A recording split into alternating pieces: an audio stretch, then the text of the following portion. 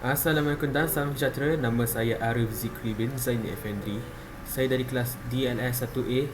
Nombor matrik saya ialah 23 DLS 21 F1015. Assalamualaikum, nama saya Muhammad Ali Nabi Syamsazani dari kelas DLS 1A. Nama matrik saya ialah 23 DLS 21 F1065. Assalamualaikum. Nama saya Muhammad Aiman bin Syafi'i. Nama matrik 23 DLS F1003. Assalamualaikum dan salam sejahtera. Nama saya Adi Mustaqim bin Zulkarnain dan nombor matrik saya 23 DLS 21 F1071. Saya dari kelas DLS 1A. Apa itu internet? Internet adalah sesuatu jaringan komunikasi yang memiliki fungsi untuk menghubungkan antara satu media elektronik dengan media elektronik yang lain dengan cepat dan tepat. Jaringan komunikasi tersebut akan menyampaikan beberapa informasi yang dikirim melalui transmisi signal dengan frekuensi yang telah disesuaikan. Dari tahun ke tahun, perkembangan internet mengalami perubahan yang signifikan dari segi cakupan, transmisi, kecepatan dan penggunaan. Perkembangan internet dan teknologi informasi tidak ada habis-habisnya, sehingga banyak sekali perubahan yang terjadi mulai dari informasi, komunikasi dan perangkat yang digunakan. Internet juga meletakkan banyak kesan baik dan banyak kesan buruk kepada sesebuah masyarakat.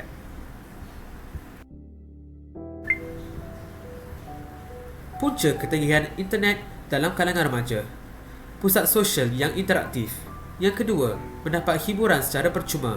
Yang ketiga, pengaruh rakan sebaya. Dan yang keempat, tidak mendapat perhatian keluarga. Punca pusat sosial yang interaktif. Internet dapat memberikan manusia berinteraksi antara satu sama lain secara langsung tanpa mengira waktu dan lokasi hanya dengan pencapaian internet.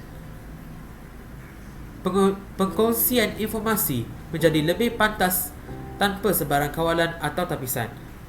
Selain menjadi saluran informasi dunia yang pantas, media sosial juga mempunyai paparan antarmuka yang interaktif dan menarik sehingga menyebabkan setiap pengguna meluangkan masa yang banyak untuk menggunakan aplikasi tersebut. Golongan remaja kebanyakannya mempunyai masa lapang yang lebih lama berbanding golongan dewasa yang bekerja. Oleh sebab yang demikian, para pembangun aplikasi media sosial mengetengahkan ciri-ciri yang menarik minat golongan remaja yang merupakan pengguna aktif mereka. Hal ini menyebabkan kebanyakan golongan remaja leka menggunakan aplikasi-aplikasi media sosial.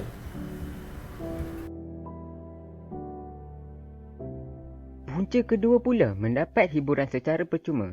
Dalam tekanan ekonomi serta peningkatan kos sara hidup, hiburan seperti menonton wayang, bersukan dan melancong memerlukan kos yang tinggi.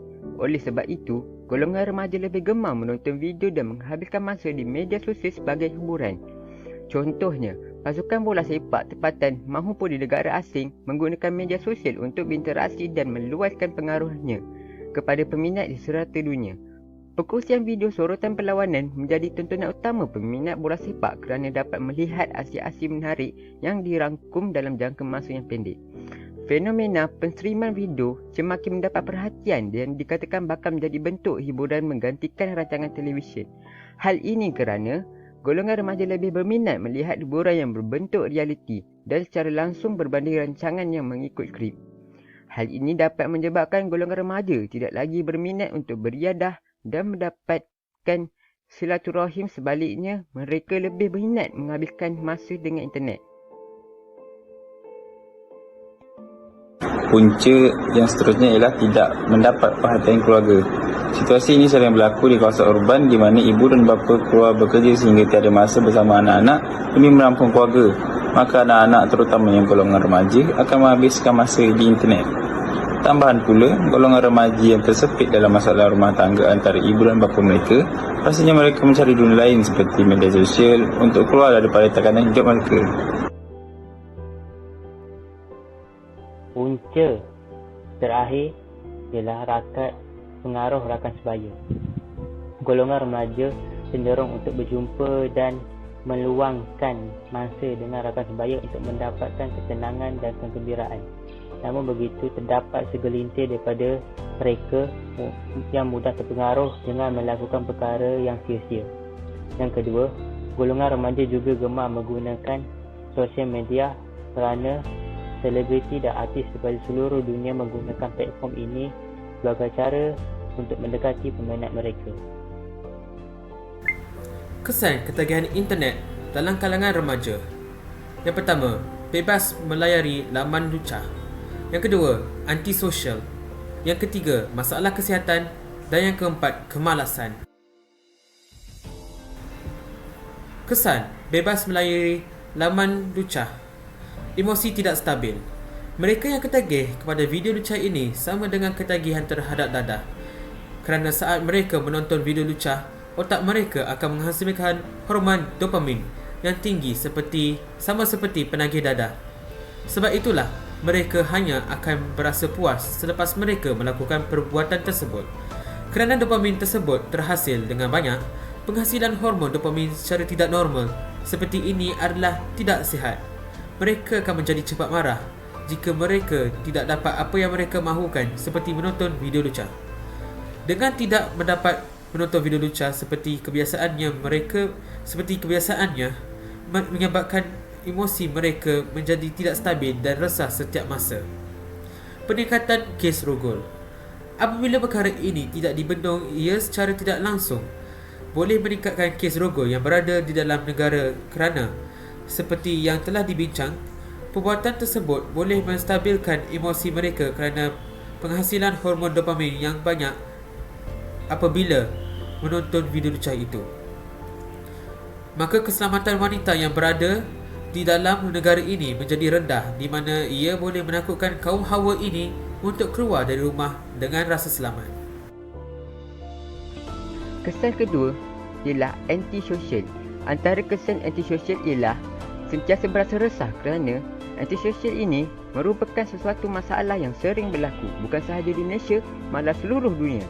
Ia pada mulanya bermula dengan rasa segan atau malu untuk bercakap dengan orang lain, dan lama-kelamaan ia menjadi suatu kebiasaan sehinggakan takut untuk bercakap dengan ahli keluarga sekalipun. Dan perkara ini perlu diangkat dan diajar untuk mereka ini berkomunikasi secara terus dan bukannya hanya di talian ataupun di internet dengan orang lain supaya hilang rasa antisosial itu. Antisosial juga boleh membawa masalah seperti masalah tekanan dan kemurungan kerana apabila mereka terpaksa melakukan seperti permetangan secara bersemuka dan bukannya di alam maya atau internet, mereka akan berasa amat resah untuk berkata-kata dan takut kata-kata mereka itu dipandang lain daripada apa yang mahu disampaikan. Perkara ini boleh menyebabkan mereka berasa tidak selesa dan masalah tekanan mula menaiki mereka, dan perkara yang lebih buruk boleh juga berlaku. Dengan latihan yang baik, saya percaya bahawa latihan yang dijalankan terhadap mereka dapat mengurangkan masalah tersebut dan dapat menaikkan semangat mereka untuk mara ke hadapan semua orang dan mula berkata-kata tanpa rasa takut. Kesan yang seterusnya ialah masalah kesihatan. Masalah kesihatan merupakan masalah yang sering berlaku di kalangan seluruh umat manusia ini, dan jika kita katakan kita tidak pernah jatuh sakit walaupun demam, itu semestinya tidak benar. Masalah kesihatan ini juga boleh terjadi disebabkan internet, kerana apabila kita melayari internet tanpa henti, seperti contoh menonton YouTube atau bermain permainan video atas talian tanpa henti untuk berjam-jam lamanya, boleh membuatkan otak amat penat dan lemah kerana otak tidak dapat berehat. Selain itu, mata juga boleh menjadi rabun kerana apabila kita melihat peranti pintar kita tanpa henti, tanpa menggunakan cermin mata bagi yang rabun atau melihat dengan amat dekat boleh membuatkan mata kita makin rabun. Kesihatan juga berada dalam keadaan bahaya kerana apabila terpengaruh dengan iklan-iklan yang dipaparkan dalam internet, seperti contoh ubat kurus dalam masa 7 hari boleh hilang 7 kg. Perkara ini merupakan sesuatu yang sentiasa diiklankan dan kebanyakan dari mereka merupakan pengedar ubat tidak sah, dan kadang-kadang ubat itu juga tidak disahkan oleh KKM, yang secara tidak langsung apabila dibeli dan dimakan ia dapat membuatkan kita jatuh sakit dan bukannya seperti apa yang diiklankan. Oleh itu, kita hendaklah berhati-hati dalam internet kerana perkara kecil itu dapat membawa komplikasi kesihatan yang lebih teruk. Kesan yang terakhir ialah kemalasan. Internet boleh menjurus kepada masalah kemalasan kerana dengan adanya internet, kita tidak perlu keluar berjalan-jalan untuk menghiburkan diri kita. Cukup dengan permainan video atas talian, YouTube dan aplikasi penstreaman filem atas talian boleh menghiburkan kita dengan mudah. Perkara tersebut boleh membawa kepada pelbagai jenis masalah, di antaranya kesihatan, dan ia perlulah dikurangkan melayari internet dan keluar berjalan walaupun ke pusat beli belah kerana ia masih dikira berjalan dan bersenam. Yang kedua, kemalasan juga boleh dibuat diri kita dibenci orang kerana apabila diminta tolong untuk melakukan sesuatu walaupun perkara itu amat mudah untuk dilakukan, dengan secara terus kita berkata malas kepada mereka yang meminta tolong, mereka akan tidak suka kepada kita. Ia menunjukkan bahawa internet boleh membuatkan seseorang itu malas dan dibenci oleh orang ramai. Oleh itu, kita hendaklah membawa diri kita untuk rajin menolong orang lain dan kurangkan melayari internet supaya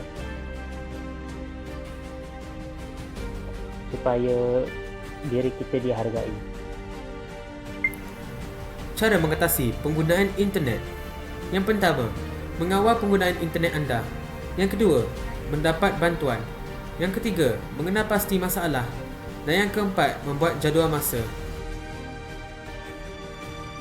Cara mengatasi mengawal penggunaan internet anda.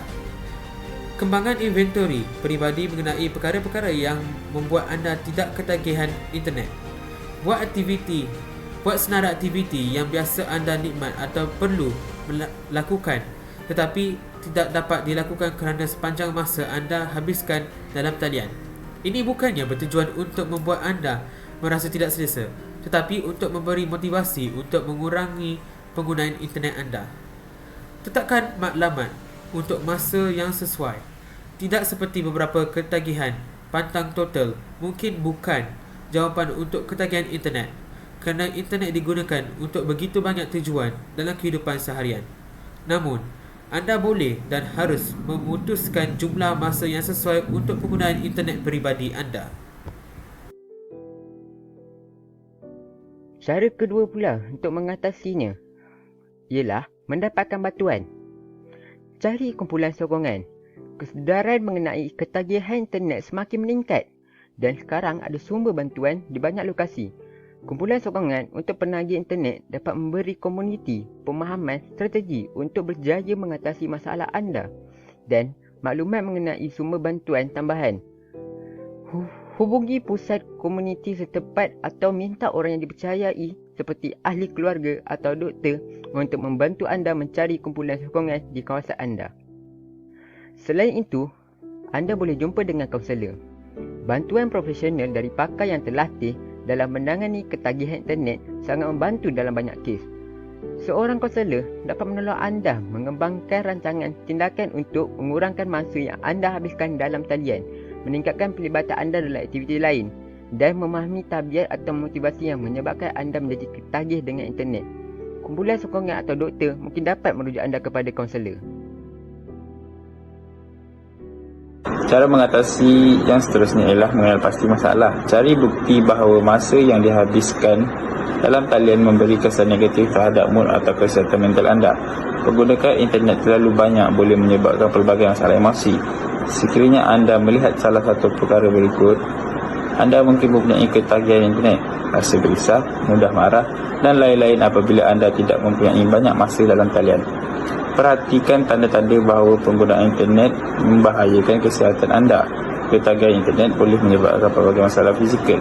Walau bagaimanapun, gejala ini mungkin tidak muncul secara tiba-tiba atau jelas berkaitan dengan dalam talian. Masalah penting yang disebabkan oleh ketagihan mungkin termasuk penambahan berat badan, pengurangan berat, sakit kepala, sakit belakang, sindrom terowong kapal dan lain-lain. Cara mengatasi yang terakhir, membuat jadual masa. Buat jadual baru sekiranya penggunaan internet menghabiskan banyak masa anda. Anda dapat menyekat masalah dengan mengisi jadual anda dengan aktiviti alternatif. Mengganggu jadual mengganggu jadual anda dengan aktiviti neutral boleh mematahkan kebiasaan.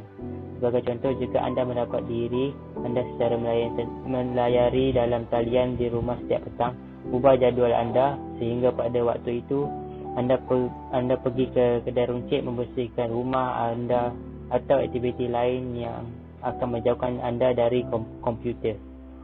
Dan terakhir, tetapkan keutamaan. Ketagihan internet dapat dikurangkan jika aktiviti dalam talian diletakkan dalam perspektif dibandingkan dengan sepanjang hayat anda. Buat senarai semua perkara luar talian yang anda mahu atau perlu lakukan, dan beri peringatan penting berbanding masa yang dihabiskan dalam talian. Contohnya, anda mungkin memutuskan bahawa anda ingin membaca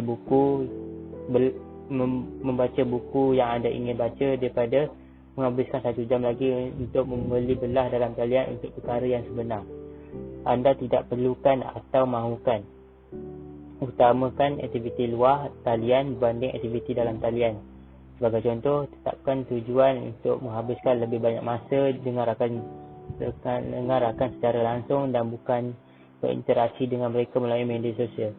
Anda juga boleh menetapkan tugas keutamaan yang ingin anda lakukan sebelum menghabiskan masa pribadi dalam talian.